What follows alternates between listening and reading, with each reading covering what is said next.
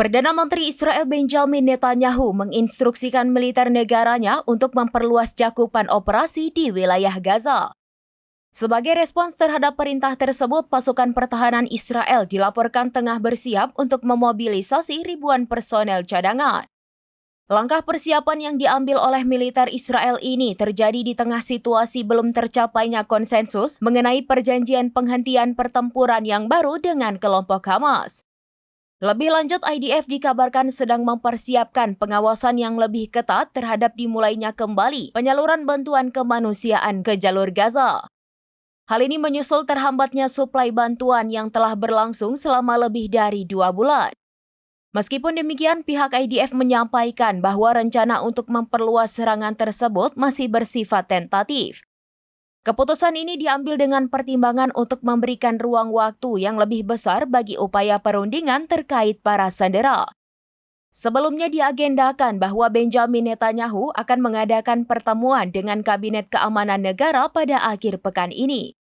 Dalam forum tersebut, para menteri memiliki potensi untuk memberikan suara persetujuan terhadap rancangan operasi militer yang telah disahkan oleh Netanyahu pada hari Jumat 2 Mei 2025.